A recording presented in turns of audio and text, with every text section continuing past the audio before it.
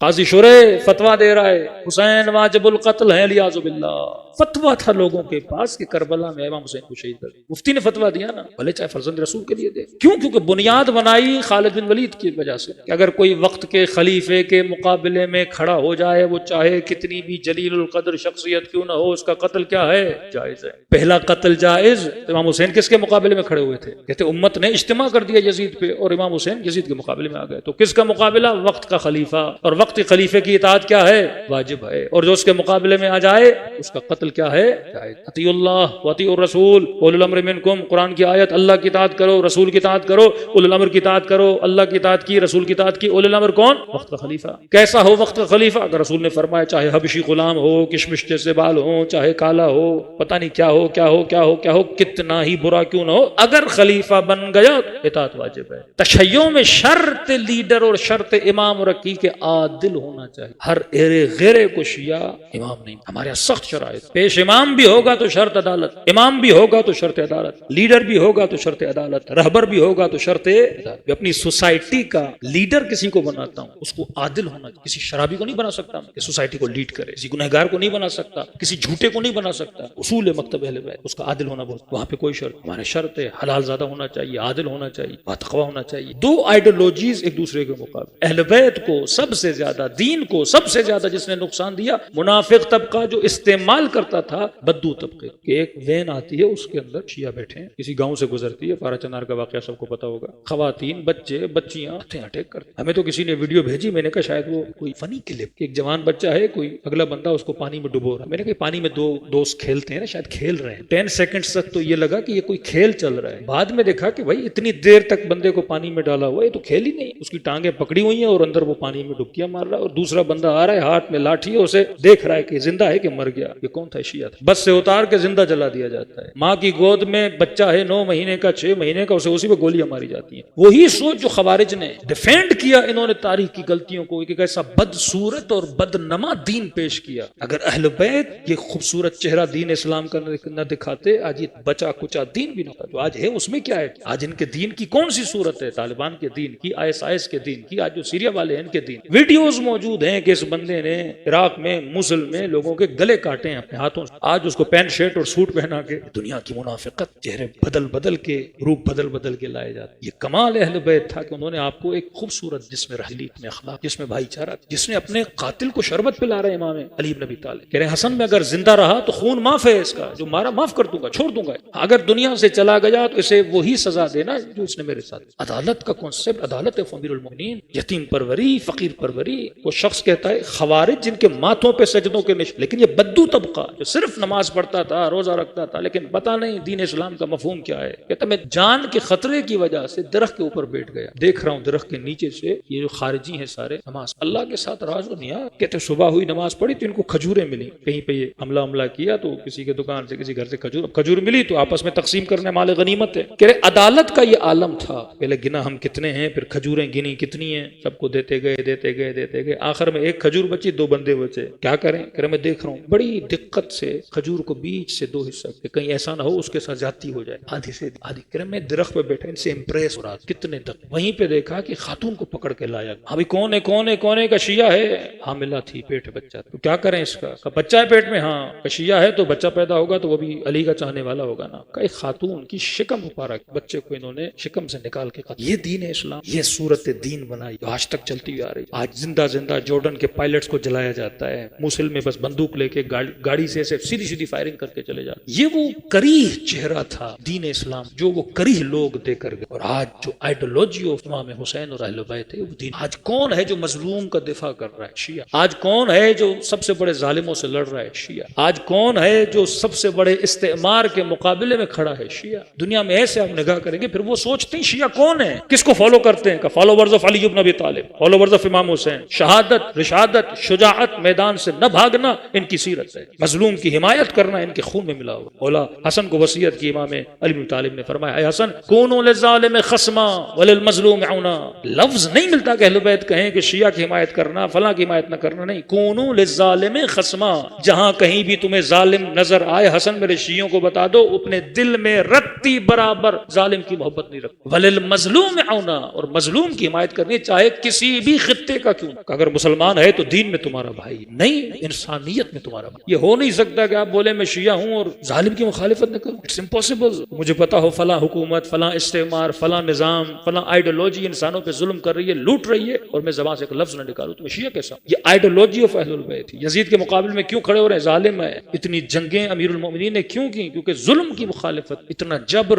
اہل بیت علیہ الصلوۃ والسلام زندان، بھائی ایک کو مارا، دو کو مارا، 11 امام شہید کر، ان کے بچے۔ ایران آپ جاتے ہیں، یعنی شہر شہر میں شہید امام زادوں کی قبریں۔ عراق چلے جائیں، زمینیں بھری ہوئی ہیں اہل بیت علیہ الصلوۃ والسلام کی اولادوں سے اور ان کے اصحاب کی شہادت سے، رشادت۔ آج تک جو قوم شہادتیں دے رہی ہے، جن کے لیے شہادت موت نہیں ہے بلکہ زندگی ہے، وہ کس کے ماننے والے ہیں؟ یہ کن کی ماؤں کا حوصلہ ہے بچوں کی لاشوں کو اٹھا کر آنکھوں میں ایک آنسو نہیں ہوتا اور کہتے ہیں کہ مولا حسین تیرا مجاہد تیری طرف آ۔ یہ حوصلے آپ کو کربلا سے، ہم ہیں کربلا۔ یہ خوبصورت ترین اس دین سے اگر میرے بچہ بھاگ لگے، جس کی حفاظت کے لیے اتنا خون دیا گیا، جس کی حفاظت کے لیے سیدانیوں نے اتنی بڑی بڑی قربانیاں دی، تو کم از کم اس دین سے سمجھنا چاہیے اور اپنے بچوں کو نسل تک صحیح طریقے سے پہنچانا چاہیے، اور اس منافق طبقے سے بچانا۔ ہر قوم میں بیچ کا منافق طبقہ ہوتا ہے، جس کا کام ہوتا ہے لڑانا، جس کا کام ہوتا ہے نفرتیں پیدا کرنا، جس کا کام ہوتا ہے قوم میں اختلافات کو جنم دینا، اور پوری قوم اسی اختلافات میں لڑتی رہے۔ اس قدر اس وقت پاکستان میں تشیع کے اندر اختلافات ڈالے گئے ہیں کہ شیعہ اپنے اوپر بندوق تاننے کے لیے تیار۔ کیوں؟ کیونکہ ایک جاہل طبقہ ہے جس کو اویئر نہیں، میڈیا کے ذریعے سے اویئرنیس آ رہی ہے لوگوں کو۔ امام علی کے نام پہ لڑایا جاتا ہے، امام حسین کے نام پہ لڑایا جاتا ہے، مجلس کے نام پہ لڑایا جاتا ہے۔ مطلب یہ کانسیپٹ آپ دیکھیں کہ یہ بحث چلے،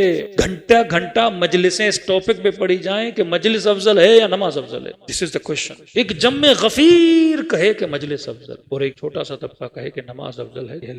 جبکہ دیکھیں کہ امام حسین 17 تیر جناب ظہیر نے 17 کس چیز کو بچانے کے لیے کہ حسین کی نماز بچ جائے۔ حالت جنگ میں بھی امام حسین کیا پڑھ رہے ہیں؟ مولا آپ اپنے صحابیوں کو تیر لگوا رہے ہیں، نماز کے لیے چھوڑ دیں نماز کو، جنگ لڑیں۔ دو طرح کی نمازیں، ایک عام حالات میں، ایک جنگ کی حالت۔ جنگ کی حالت نماز بہت اسپیڈ سے پڑھی جاتی ہے، اس میں مستحبات سارے نکالے جاتے ہیں۔ امام حسین نے وہ نماز پڑھی حالت جنگ میں، صراحتاً قرآن کی آیتیں، مخالفت اندر۔ کیوں؟ کیونکہ ایک جاہل طبقہ ہے، کو فیڈ کیا ہے اس منافق طبقے نے۔ اب حق و حقیقت کے مقابلے میں آ کے کیا ہو جاتا ہے؟ یہ تب کھڑا ہو جاتا ہے۔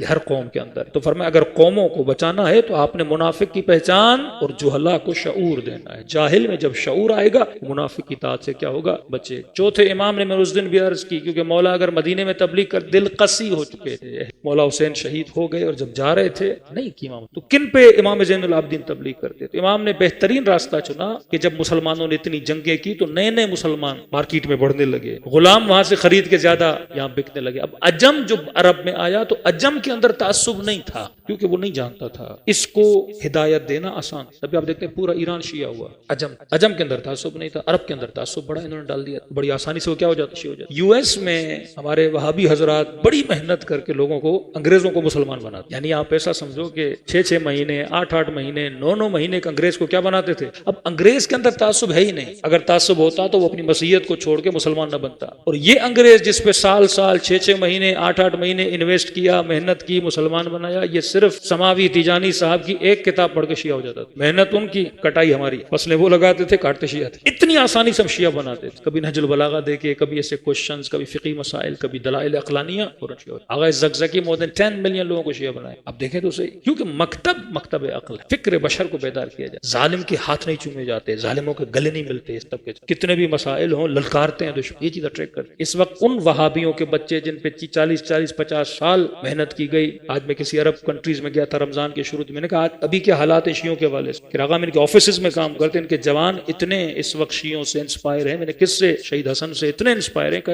اگر لڑنا شجاعت کسی کے خون میں ہے تو کہا یہ شیعہ ہی ہیں جن کے اندر شجاعت کے جین، جو میدان کو چھوڑ کے بھاگنے والے آج صدیاں گزر گئی امام حسین یاد کس چیز کی وجہ سے؟ کوئی اور کیوں نہیں ہے؟ اتنی امت تھی، کوئی یزید کے مقابلے میں کھڑا ہونے والا نہیں، صرف امام حسین علیہ السلام۔ علی نے جنگیں زیادہ، جنگ تو علی نہیں کرنی، کیونکہ حکومت برائے حکومت نہیں، حکومت برائے دین تھی۔ صلوات پڑھے محمد والے۔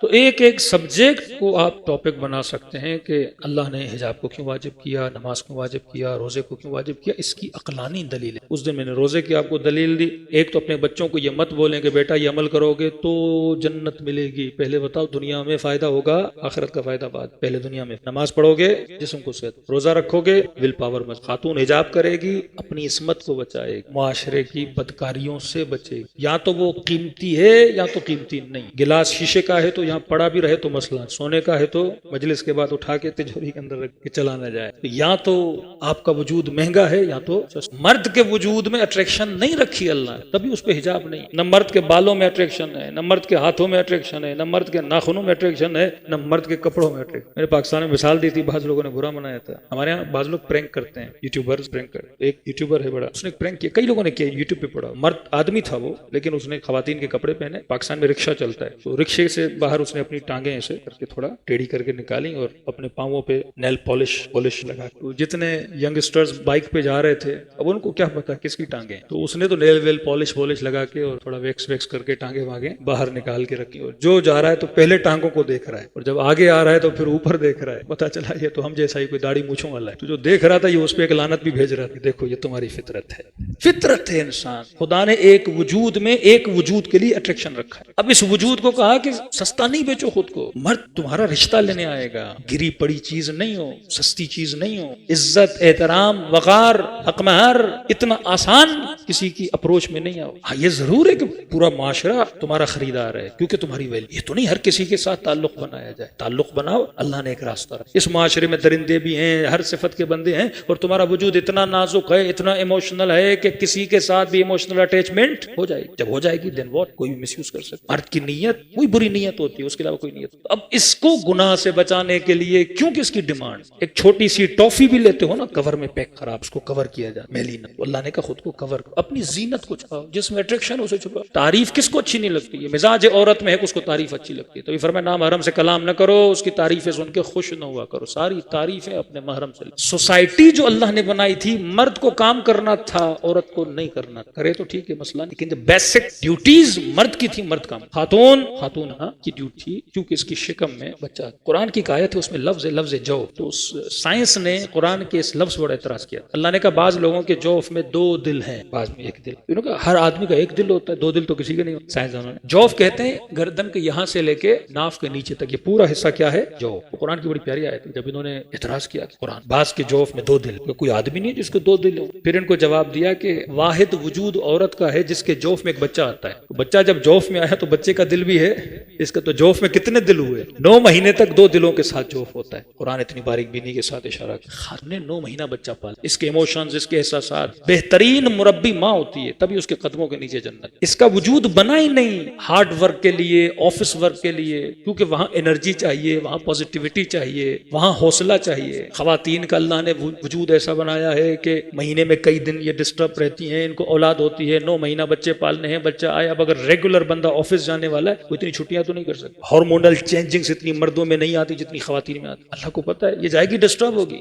آفس کا رول ہے، کسٹمر آتا ہے آپ نے مسکرانا ہے. Fake smile. کئی ایئر ہوسٹس مجھے جہاز میں ملی کہ مولانا آپ کی مجلسیں سنتے ہیں، ہمارا بھی بڑا دل ہے گھر میں بیٹھے ہیں، لیکن کوئی کہتا ہے میاں معذور ہے، کوئی کہتا ہے میاں ویل چیئر پر ہے، ہماری مجبوری ہے. دل نہیں ہم کام کریں، نہ محروموں کے سامنے گلاس لے جائیں اور فیک اسمائل، جبکہ انٹرنلی ہمارے ہارمون ڈسٹرب ہیں، ہم ڈسٹرب ہیں، گھر میں کوئی بھی مسائل ہے ہمیں اسمائل دیں. اب معاشرہ کس طرح ڈسٹروائے ہوتا ہے؟ مرد کو خاتون کی توجہ کی ضرورت ہے. یہ صبح سے شام تک جب کام کرنے جاتی ہے تو دا ہول انرجی کہاں پہ اسپینڈ کر کے آتی ہے؟ باہر. کتنے نامحرموں کو اسمائل دینا پڑتا ہے. جب گھر آتی ہے تو ساری انرجی کیا ہو گئی؟ ختم ہو گئی. تعلق کیا بن گیا؟ ٹھنڈا پڑ گیا. ٹھنڈا تعلق بنا، مرد نے کوئی اور تعلق بنا دی، اس نے ملٹیپل تعلقات بنانا شروع کر دیے کیونکہ گھر سے سیٹسفیکیشن نہیں مل رہی. پھر خدا نہ خواستہ معاشرے میں یہ بیماریاں ابھی آ رہی ہیں. یہ خاتون بھی کیونکہ جب باہر جا رہی ہے اور شوہر کی طرف سے تعلق ٹھنڈا ہے، اور مزید گناہ اندر گناہ، پوری سوسائٹی تباہ ہو. ایک چھوٹا سا قانون، خدا قانون میرے اور آپ کے لیے نہیں بنا رہا، فور دا سوسائٹی بنا رہا ہے. مرد دوسری شادی کرے نہ کرے، کوئی خاتون ایکسپٹ نہیں کرتی کہ نہیں کرے، بٹ یہ قانون اس خاتون کے نقصان میں تو ہے، پر may be for the betterment of the society. آپ فرد کے اعتبار سے نہیں دیکھے، قانون کس کے اعتبار سے دیکھا جاتا ہے؟ سوسائٹی. مشہد میں ایک بڑی بحث چلی ہمارے استاد کے ساتھ. ہم نے کہا یہ شادی والا معاملہ بڑا گمبھیر ہے، اس کا کوئی عقلانی لاجیکل جواب دیں، کیوں اسلام نے اجازت دی؟ آج غریب آدمی جس کے پاس کھانے کے لیے نہیں، وہ 4 کر کے بیٹھا ہے، اور امیر جو 100 گھروں کو پال سکتا ہے وہ 1 پہ رکا ہوا ہے. الٹا سسٹم. جو گھروں کو پال سکتا ہے اور جن کو ہے ہی نہیں وہ تو کیے جا رہے ہیں، اور بچے بھی بھیڑ بکریوں کی طرح پل. کس طرف سوسائٹی جا رہی ہے؟ ہم دنیا میں نہیں آئے کہ اپنے لیے کچھ کریں، یہاں for the betterment of the society. Society اچھی ہوگی تو تم اچھے رہو گے، نسلیں. یہی جو غیر شرعی طریقے سے جب تعلق جا کے بناتے تو وہ بھی کس سے بناتے ہیں؟ عورت سے بناتے ہیں. کیوں بناتا ہے؟ سوچو تو صحیح. بہترین جواب دیا ہمارے. اس نے کہا پوری دنیا کا ریکارڈ بناؤ کہ سال میں کتنے مرد پیدا ہوتے ہیں، کتنی عورت. ایک ہم اندازہ لگا کہ اگر ہم ایکول لیتے لیتے ہیں، حالانکہ خواتین کی پیداوار زیادہ ہے، بٹ ہم ایکول لیتے ہیں. 100 بچے پیدا ہوئے، 50 آف دیم ہوتا ہوں، 50 آف دیم مرد ہیں، 50 بچیاں 50 بچے، یہ 50 بڑے ہوئے، ایکول ہے نا. ہر آدمی ایک سے شادی کرے 50 پورے ہو گئے. لیکن ہوتا کیا ہے، پروسیس کیا ہوتا ہے، ایون جب بچہ ہوتا ہے، جو میل اور فیمیل یہ دونوں جب اوپر جاتے ہیں تو فیمیل مضبوط ہوتی، میل راستے میں مر جاتا. اللہ نے اس کو اسٹرانگ بنایا ہے. پورے سال میں اگر ہم ایکول بھی بنائیں کہ 50 بچیاں پیدا ہوئیں 50 بچے پیدا ہوئے، جب یہ بڑے ہوتے ہیں، ہارٹ اٹیک کا ریشو مردوں میں زیادہ ہے خواتین میں. قبرستان چلے جائیے تو قبروں پہ عورتیں زیادہ ملیں گی، مرد کم ملیں گے. اکثر مرد پہلے مر جاتے ہیں، خواتین رہ جاتی ہیں. جہاد کس پہ واجب ہے، مرد پہ. سب سے زیادہ کون مرے گا، مرد مرے گا. جتنے ہارڈ ورک ہیں، بڑے ٹرک، بسز، بلڈنگ، انجینئرز، جتنے بھی خطرناک کام ہیں، کوئلے کی کانیں، سارے کون کرتے ہیں، مرد کرتے ہیں. سب سے زیادہ کون مرتا ہے، مرد مرتا ہے. ریشو جب آپ نکالیں گے تو مردوں کا مرنا، آپ ورلڈ وار 1 دیکھیں، ورلڈ وار 2 دیکھیں، کسی بھی دنیا کا ریشو نکالیں، مرد بہت زیادہ. تو اگر 50 پیدا ہوئے تو 30-40% مرد تو مر گئے. تو 50 مردوں میں سے 25 مر گئے، آپ حساب لگائیں، 50 عورتیں باقی ہیں. تو ریشو ایکول نہیں. جب ریشو ایکول نہیں ہوتا اور جب ایک ایک کا کانسیپٹ آ جاتا ہے، یہ جو 20 عورتیں باقی رہ جاتی ہیں، یہ کیا کریں گے. اسلام نے اس کا سوچنا ہے، ان کے لیے سولوشن نکالنا ہے. قانون شریعت کا کام ہے سولوشن نکالے سوسائٹی کو، افراد کے لیے جن کو ضرورت ہے. تو آپ بتاؤ سولوشن کیا ہونا چاہیے. یا تو سولوشن یہ جائیں بدکاریاں کریں الیاذ باللہ، یا سولوشن یہ ہے کہ عزت کے ساتھ ان کو گھر میں. اب جب اس قانون کو فالو نہیں کیا جاتا تو یہ جو بچی ہوئی عورتیں ہیں ان کو تعلق تو بنانا، کیونکہ عورت مرد کے لیے بنی ہے، مرد عورت. پھر وہ تعلق کیا بن جاتا ہے، غیر شرعی تعلق ہوتا ہے. اس غیر شرعی تعلق میں 100% بینیفیشری مرد ہوتا ہے، عورت نہیں. اس کو حقوق ہی نہیں. آپ سائیڈ لائن پہ رکھ کے صرف اس کا مقصد لذت جسم ہوتا ہے، اس کو سوسائٹی کے اندر ایک مرتبہ دینا نہیں ہوتا، اس خاتون کو عزت دینا. آج پوری ویسٹرن سوسائٹی دیکھیں، عورت کو کھلونا بنایا. گاڑی کا ایڈورٹائزمنٹ عورت، پرفیوم کا ایڈورٹائزمنٹ عورت، بلڈنگ کا ایڈورٹائزمنٹ عورت. مطلب جس میں اس کا لینا دینا ہے ہی نہیں بھائی، اس میں اس کا کیا لینا دینا ہے. کیونکہ عورت کے لیے مرد میں کیا ہے، اس کو کھلونا بنا دیا، لسٹ کا کھلونا، مردوں کی لذتوں کا اتنا سستا کر دیا. اسلام نے کہا عورت کو دیکھو گے تو قیمت ادا کرو گے. انہوں نے کہا ہم تجھے فری میں دکھا دیں، جھانسا دے کر خواتین کو، پیسے کا جھانسا، کیپٹلزم. تو یہ اسلام تھا جو انسان قیمت ارزش دے رہا تھا. اور یہ جو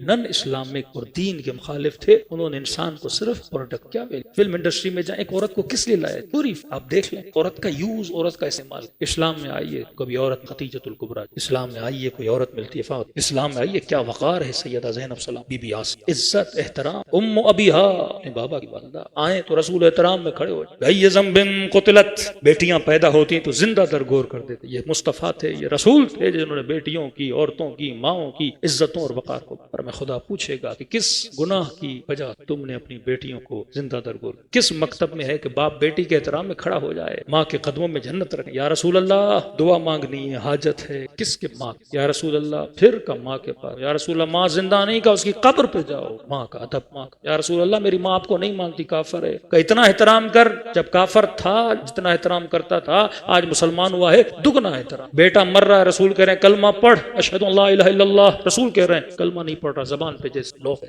پورے کمرے میں رسول نے کہا کہ ایک بوڑھی خاتون سے دیکھا، کون کیا لگتا ہے تو کہا بیٹا راسو بڑا تن معاف کر. تمہاری معافی نہ دینے کی وجہ سے اس کی زبان پہ اللہ نے تالے لگا دیے ہیں، مر رہا ہے کلمہ نہیں پڑھ پا. کہ مجھے محمد کی وجہ سے معاف کر. رسول اللہ آپ کی وجہ سے میں نے دل سے رنجش نکالی، زبان کھلی تو کہا اشہد ان لا الہ. عزت احترام وقار. قانون کو سمجھیے بغیر تعصب، بغیر اپنے فائدے اور نقصان. یقیناً یہاں کوئی بزنس مین ہوگا، اس کے خمس کا حساب کریں گے تو اس کا نقصان تو ہے بھائی، پیسہ دینا ہے نا. کوئی قانون شاید میرے لیے نقصان دہ ہو، لیکن جب خمس نکلتا ہے تو فائدہ کس کا ہے، وہ غریب، وہ مسکین، وہ مدارس، سوشل ورک. اللہ کہتا ہے جب تم بکرے کاٹتے ہو نا، گوشت مجھ تک نہیں آتا، یہ سارے بکرے میری طرف آتے نہیں. فرمایا یہ غریبوں کے پیٹ میں جاتے ہیں، تمہاری نیتیں، تمہارے ثواب میری طرف آتے ہیں، جس کا اجر میں تجھے قیامت کے دن عطا کروں گا. صلوات پڑھے محمد وآلہ محمد. تو میرے عزیز، اسلام ایک پوری سائنس کا نام. سائنس کو ہمارے افسوس ہے، جوان شادی کرتے ہیں، کوئی کم از کم 20 لیکچر کو بتایا جائے بیوی کیسے چاہیے، خاتون کو پتا ہو شوہر کے ساتھ. کوئی کام ہمارے میڈیا، آپ یوٹیوب پہ صرف لکھیں تفسیر قرآن، کتنے لیکچرز ہیں اردو میں، گجراتی نہیں ملیں. جوان نے شادی کرنی ہے، کوئی 20 لیکچر مل جائیں نہیں ملیں. علم اخلاق ہے، تزکیہ نفس ہے، کوئی 40 لیکچر مل جائیں نہیں ملیں گے. آپ کو مجلسیں ملیں گی، پروفیشنل لیکچر ملیں گے، کیونکہ ہم نے نسلوں تک کام ریئل پہنچایا. اے آئی کا زمانہ ہے، کر پڑا. پہلے لائبریریاں لگاؤ، کتابیں لگاؤ. لگاؤ, ابھی وہابیت بڑا کر. پہلے ہم کہتے تھے آیت اللہ گوگل, تو آپ اے آئی سے پوچھیں, ہر چیز بتا دیں. اے آئی انسان نہیں ہے, جو موجود مٹیریل ڈیٹا ہے اس سے کلیکٹیو ڈیٹے سے جو اس کو انفارمیشن ملتی ہے آپ کو نکال کے. تو یہ جنگ انفارمیشن کے زمانے کی جنگ, وار آف ڈیٹا کی جنگ ہے. ہم جتنا اپنا ڈیٹا اپلوڈ کریں گے اتنا آگے جا کے ہم فائدے میں. اب دشمنان اہل بیت غلط ڈیٹے پہ ڈیٹا اپلوڈ کر رہے ہیں, کیونکہ آگے نسلیں مولوی اور مفتیوں سے اتنا نہیں پوچھیں گی جتنا موبائل نکالیں گی اور بولیں گی کہ جناب یہ بتاؤ کیا تھا. ابھی جا کے آپ لکھیں وہ امیر المؤمنین یا علی بن ابی طالب, حضرت عباس کون ہیں, پورے آنسرز آپ کے سامنے. وقت کے ساتھ جینا, وقت کی ٹیکنالوجی کے ساتھ علم اہل بیت کو آگے بڑھانا, یہ ایک بیدار باشعور شیعہ کا کام ہے. لیکن اگر سوتے رہیں گے تو صرف دین کا نام رہے گا, لیکن نسلوں کے اندر دین کی ذرہ برابر جھلک نظر نہیں آئے گی. صلوات پڑھے محمد.